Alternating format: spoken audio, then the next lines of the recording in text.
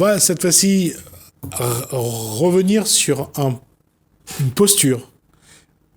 Comme tout à l'heure, on disait avec Jean-Richard Riani, c'est dans quel état on est actuellement. Quelle est notre posture? Quelles sont les postures les plus, j'allais dire, les plus fortes et qui tiennent?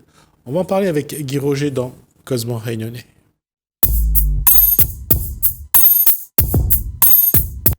Bonsoir Guy Roger. Bonsoir Gismi. J'ai réfléchi à ce thème, à me dire, mais finalement, si on fait un point, à un an après le début de ce coronavirus, de ce Covid-19, qu'est-ce qu'on est devenu? Comment, si on se regarde vraiment dans une glace, qu'est-ce qui a changé? Qu'est-ce qui a évolué? Qu'est-ce qu'on est devenu? Et si on prend le courage, la décision, la force, l'énergie de se dire, tiens, je vais faire un point. Bonsoir Guy Roger. Bonsoir. Qui est Guy Roger un an après le début de cette épidémie, de cette pandémie? D'accord. Oui, je veux bien m'identifier à l'humain sur la planète Terre. Parce que tout ce passage du coronavirus, depuis son confinement jusqu'à aujourd'hui, je ne l'ai pas vécu avec une psychose, une peur, une angoisse. Pour moi, c'était OK. C'était ma vie, elle continuait d'instant en instant. Je n'ai pas changé ma vie. Ma vie, elle est restée pareille. Mais je vois, c'est vrai qu'aujourd'hui, quand tu regardes le monde, tu vois une grande psychose. Tu vois, les gens, ils ont peur, ils sont effrayés. Ils se demandent qu'est-ce qui va leur arriver demain. Tu vois, parce que justement, on a fait de cette chose quelque chose de tellement horrible que tout le monde veut se protéger. Et on te demande de te protéger d'une manière que tu n'es pas habitué. On te demande de faire des choses et que tout le monde doit faire la même chose. Mais personne, en fait, tout le monde doute de ça. Tu vois, donc ça devient très compliqué. Alors, il y a deux choses. Il y a d'abord la peur de la maladie, et après, il y a la peur de la mort. Et de la façon où la communication s'est faite, c'était pour, justement, créer cette peur de la maladie et cette peur de la mort. Je crois qu'elles sont liées ensemble, les deux. Hein, quand tu as peur de la maladie, c'est parce que tu as peur de la mort. Et parce que l'une inclut l'autre. Tu vois? Alors, comment l'être humain, comment l'humain lambda réagit face à la maladie, donc face à la mort, comme dit Guy Roger? Parce que c'est ça, en fait, qui change. C'est-à-dire que d'un coup, on s'est dit, on peut mourir demain. Oui. D'un coup, la mort est devenue, j'allais dire, un peu notre ombre. Oui. On marche avec la mort. Mais on vit avec ça depuis des décennies. Oui, mais on vit avec ça depuis la naissance, notre naissance. Oui. On vit avec la mort. Parce qu'on sait qu'à la fin, la mort, c'est la conclusion. Oui. Mais plus le temps passe, surtout quand on est jeune, on n'y pense pas. On pense encore moins à la maladie, encore moins au désagrément. On pense que tout va bien, on mange, on boit, on fait la fête, on fait tout ce qu'il y a de bien. On ne voit pas le monde de manière noire ou grise. Tout va bien. Ou peut-être qu'on ne veut pas voir. Parce que ce qui nous intéresse, c'est de vivre. C'est d'avoir du bon temps, du bonheur, de la distraction. Et nous ne regardons jamais les faits. Les faits, c'est que la mort, c'est pas une maladie, elle arrivera, tôt ou tard, que tu aimes ou pas. Que ce soit avec le coronavirus ou autrement. Tu peux avoir un accident, tu peux avoir autre chose. Mais tu vois, le fait que nous ne regardons pas la vie de cette manière, nous avons peur de regarder la réalité vraiment de ce que c'est la vie. Donc, nous rêvons d'une vie. Et tout individu ou tout personnage ou toute promesse qui peut te donner quelque chose que tu ne vas pas mourir, eh ben tu le prends parce que tu es friand de ça. Et l'esprit, lui, il cherche toujours l'illusion d'une vie qui n'existe pas. La vie que tu veux n'existe pas. Mais la vie qu'il y a existe. Et la vie inclut la mort. Oui, mais là, quand on regarde le contexte depuis un an, on regarde les traumatismes, les névroses qu'ont déclenché ce contexte sanitaire, là, c'est pas seulement la peur de la maladie, de la mort. Là, c'est l'être humain qui est totalement ébranlé dans toutes ses certitudes, ébranlé dans toutes ses convictions, ébranlé dans ses objectifs. Et d'un coup, il se pose la question, qui je suis, où je suis, et est-ce que je vais pouvoir faire un pas en avant? Oui, oui, mais le souci, c'est que quand l'être humain se pose ce genre de questions, où est-ce que je vais mettre mon pas en avant? Il est déjà lui-même conditionné par son passé. Son passé étant l'héritage de tous ses aïeux qui lui ont dit comment la vie devrait être.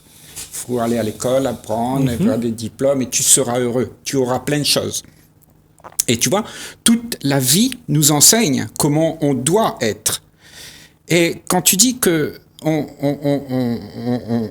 va s'aventurer dans quelque chose qui nous plaît, eh ben c'est tout simplement, c'est que notre passé, on l'a réitéré et on veut la joie qu'on nous a enseignée.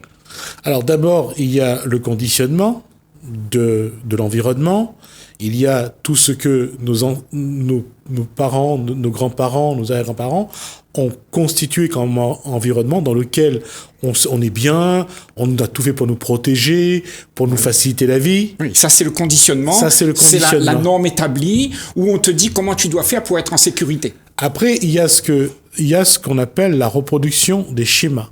Oui. Puisque l'environnement conditionne pour une reproduction de schémas presque à l'identique. Oui, ça se répète. Ça se répète. Oui. D'accord ?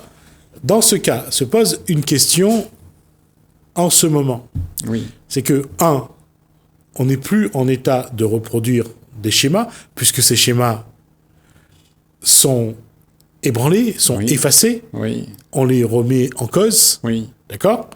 Et puis, il y a l'autre facette de ce contexte nouveau, c'est qu'on se pose la question, est-ce que ça vaut la peine de continuer? Oui, ce que tu dis là, c'est pour la plupart, c'est pas vrai. Parce que pour la plupart, ce qui les intéresse, c'est de trouver un moyen pour reproduire encore leur passé, leur petit confort, leur petite vie et tout ça. La plupart, c'est comme ça. Il faut être honnête avec soi. Mais c'est vrai, une petite majorité, voit les choses différemment. Elles se posent des questions. Elles se disent, mais est-ce que vraiment la vie, c'est ça? Est-ce que ce que je vis là, c'est ce que je veux vraiment? Est-ce que les guerres, les gens qui meurent de faim, tout ce qui se passe dans ce monde, est-ce que moi, je veux ça? Et qu'est-ce que je peux faire, moi, en tant qu'individu, pour ne plus reproduire la société qui vit comme ça? Parce que la société, c'est toi, c'est moi, nous le faisons tous ensemble. On est responsable de ça. On pourrait croire qu'on n'est pas responsable. Oui, mais par rapport à ce que tu viens de dire, il y a ceux qui veulent absolument retrouver leur vie d'avant le Covid, reproduire les mêmes schémas, et il y a ceux pour qui le Covid va être une remise en cause. Oui. D'accord ? La question est de savoir quelle est la posture qu'il faut choisir. Quelle posture prendre aujourd'hui dans ce contexte-là est-ce qu'on remet en cause? Est-ce qu'on se remet en cause? Voilà. Est-ce qu'on revoit nos schémas de comportement et de fonctionnement? Est-ce qu'on revoit tout notre environnement? Est-ce qu'on remet en cause l'héritage du passé? Ce que nos ancêtres nous ont enseigné ou nous ont laissé? Là, est-ce que finalement, la première chose qu'on doit faire, c'est est-ce qu'on doit se poser la question, comme Descartes disait, je pense, donc je suis. C'est de savoir vraiment qui je suis d'abord, qui je suis pour savoir finalement comment je vais penser, ou l'inverse, et réciproquement. Parce que cette remise en cause, la question c'est de savoir par où on commence. Ben, moi je vais te dire, pour recommencer, tout d'abord, il faut que soi, qui pose ces questions, il est libre de se poser ces questions. Parce que figure-toi que si tu as peur, si tu vis dans la peur d'un lendemain qui te fait peur, eh bien, tu ne te poseras pas ces questions. Ce que tu vas te poser, c'est d'essayer de trouver une sécurité qui fasse que ta vie, elle soit bien organisée dans une zone de confort. Donc la peur nous empêche d'être libres de nous remettre en question. Donc il faut déjà en premier lieu voir qu'est-ce que c'est cette peur qui se trouve en soi. Pourquoi j'ai peur? J'ai peur de la mort. Et qu'est-ce que c'est cette mort? Tu vois, les questions elles sont à être prises à la racine, mais pas directement à la fin. Il faut aller de la racine. La racine, c'est qu'il y a la peur. Et il faut déjà se dégager de cette peur pour pouvoir se remettre en question. Et la plupart d'entre nous, on ne peut pas se remettre en question si on a peur. Dis-toi bien que quelqu'un qui a peur, il ne peut pas aimer. C'est quelqu'un qui souffre. Comment il fait pour aimer? Il est tellement occupé avec son problème. Il ne peut pas faire cette démarche. Tu vois? Donc, la première chose à faire, c'est de consulter qu'est-ce que c'est, pourquoi on a peur. Et qu'est-ce qui fait qu'on a peur d'avoir peur de quelque chose qui n'existe pas? Parce qu'on a peur de la peur qui fait peur, c'est tout. Mais ce qui nous fait peur, c'est de regarder les choses telles qu'elles sont. On ne veut pas regarder les choses telles qu'elles sont, on veut rêver d'un monde qui n'existe pas. Parce que quand on rêve d'un monde qui n'existe pas, on est conforté. On est conforté de la peur qu'on a. Et en fait, on tourne en rond là-dedans. Maintenant, si tu veux arrêter de tourner en rond et que tu veux regarder tes peurs en face, alors il faut que tu acceptes de te regarder tel que tu es. Parce que ce que tu es n'est pas très facile à regarder, parce que nous sommes tous pareils. Nous sommes égoïstes, nous sommes mesquins, nous sommes violents, nous avons tout ça en nous. Mais toute la société nous a dit, il ne faut pas être comme ça. Donc quand tu es comme ça, eh bien qu'est-ce que tu fais? Tu joues le rôle de celui qui n'est pas comme ça, parce que tu as peur du regard des autres. Donc, il faut regarder ces peurs en face et savoir que ces peurs, c'est nous-mêmes qui les faisons. Et quand tu as vu que c'est toi qui fabriques tes peurs, eh bien, elles cessent d'être. Et alors, tu peux te remettre en cause, tu peux tout remettre en cause. Et tu peux remettre ta vie en cause. Et la question, dans ce contexte-là, où la peur habite l'être humain, comment d'abord éloigner la peur, écarter la peur, pour pouvoir se regarder, oui, se remettre en cause. Ben justement, c'est quand tu commences à avoir une attitude observatrice sur ce qui se joue. Tu as peur, ne sois pas dans la compulsion de ta peur, mais ose regarder cette peur, ose la vivre. Tu vois? Parce que quand tu commences à avoir porté attention sur sur l'illusion, eh ben, c'est à partir de ce moment-là que tout s'ouvre.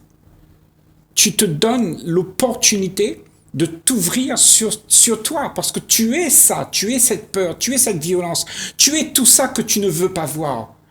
Donc, le moment où tu acceptes, quand tu te regardes, et que tu acceptes de regarder, eh bien, c'est là que tu découvres tes peurs, et que là que tu découvres que toutes ces peurs sont des illusions, parce que tu as peur des conséquences de tout ce que tu vis. On a peur des conséquences. Et si on n'a pas assez d'argent, on va pas payer le loyer, on sera clochard et blablabla. Et on se raconte ces histoires. Parce notre tête est déjà dans le futur. Et le futur, dans ce futur, nos têtes nous racontent des histoires. Si tu n'as pas payé le loyer, tu seras clochard, tu seras ceci. Eh bien, c'est ça nos peurs. La tracasserie de l'être humain, c'est parce qu'on va se raconter des histoires dans un esprit du futur. Et le futur nous fait peur. Mais il n'y a rien à avoir peur.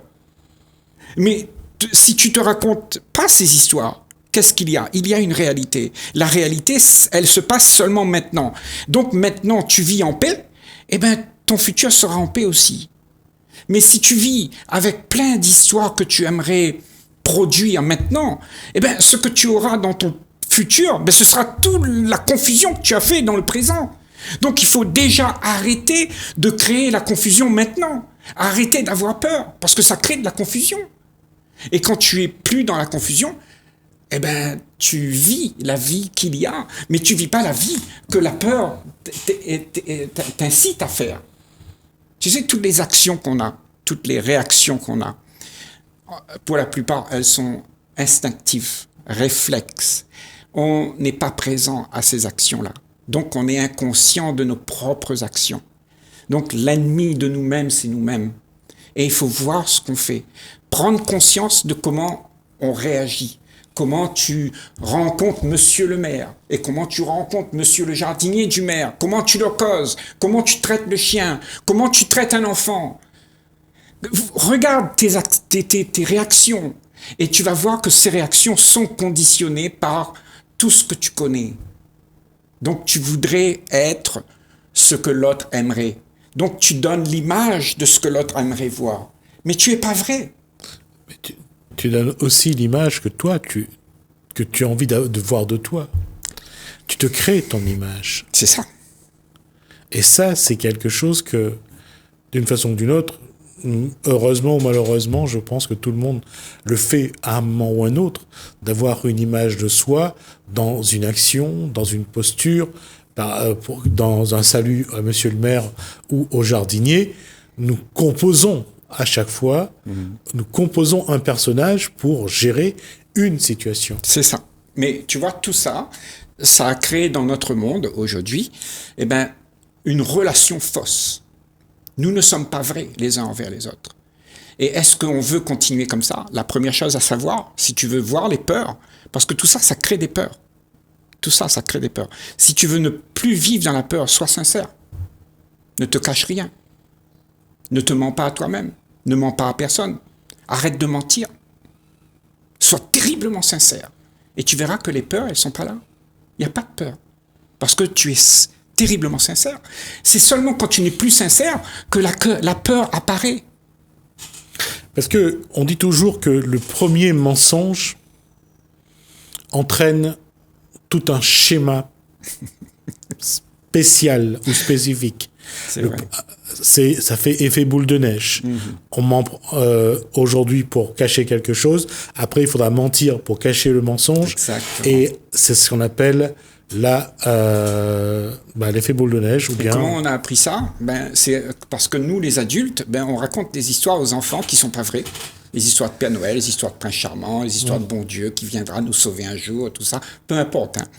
Mais je veux dire que quand on est dans cette optique de croire que quelque chose viendra à soi et que c'est pas vrai, automatiquement on est déçu. Mais on a peur aussi que cela n'arrive pas.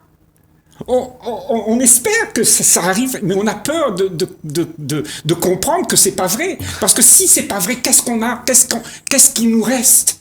C'est ce qu'on nous dit avant, le Père Noël viendra. Et après, on nous dit le Père Noël n'existe pas. Oui. Donc, cette ambiguïté pour l'enfant, quand on lui dit le Père Noël n'existe pas, c'est les parents qui achètent les jouets. Déjà, c'est une contradiction. On lui a menti. Oui. Et ce sont ses parents qui lui ont menti. Et pour une bonne raison.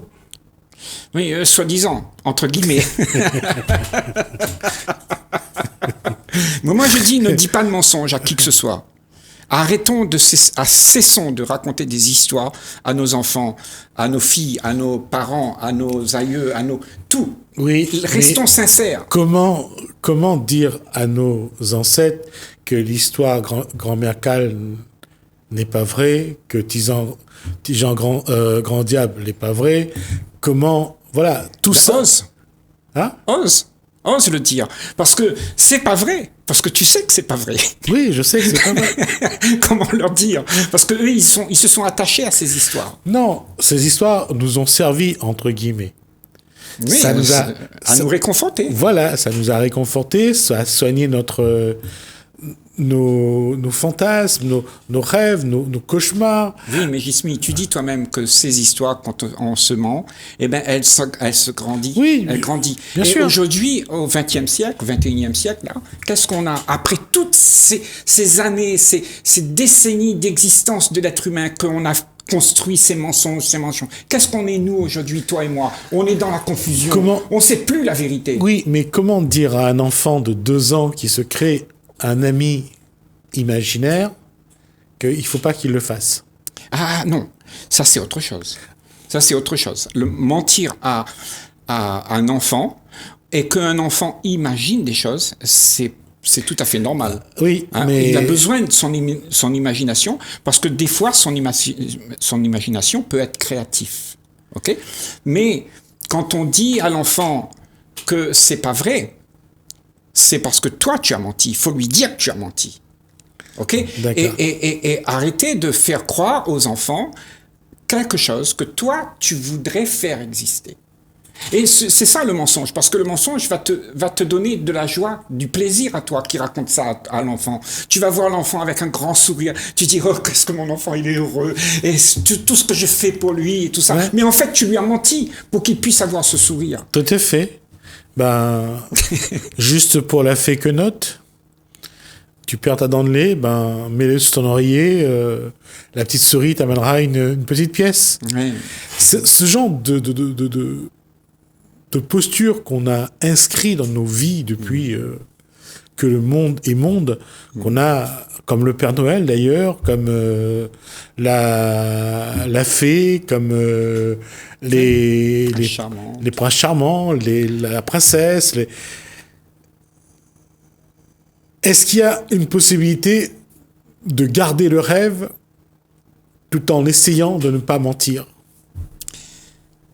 Alors, le rêve, c'est quoi? C'est quelque chose qui n'existe pas. On est d'accord? C'est un rêve, tu rêves. Ça veut dire que tu dors et dans ta tête, il se passe des choses. C'est le rêve. Ok? Maintenant, moi, si tu as la réalité devant toi, que tu n'as pas le rêve, tu as juste la réalité. Alors, à ce moment-là, quand ton esprit est libre de tout mensonge, il est créatif. Et il fait le monde que tu as là, avec la crue, le monde cru. Eh bien, tu fais quelque chose avec. Et ça dépend de chacun d'entre nous d'être créatif. Mais on n'est pas créatif, on veut juste rêver. Et être créatif, c'est créer le monde. Oui. Et c'est ça, peut-être c'est ça le rêve que tout le monde parle. Mais moi je dis là, à ce moment, c'est plus un rêve, c'est quelque chose de réel qu'on met en place. Et que tout le monde va en profiter. Vous avez, sur ce qu'il vient de dire, Guy Roger, vous avez le choix entre un rêve que vous pouvez continuer à avoir ou créer un monde qui est le vôtre, mais qui est réaliste. Le choix appartient à chacun et à chacune d'entre nous et d'entre vous. Et la question est, quel est le bon choix dans le contexte actuel? Je vous laisse y réfléchir et peut-être trouver une solution. Merci Guy Roger pour ces informations et surtout ces apports pour la réflexion. Parce qu'il n'y a pas la prétention de vouloir vous imposer quoi que ce soit, mais de vous apporter des éléments pour la réflexion. C'est ce qu'on essaye en tout cas depuis quelques temps. Merci Guy Roger. Merci à vous de nous avoir suivis. Merci Lalaine, merci François. Je vous dis à bientôt.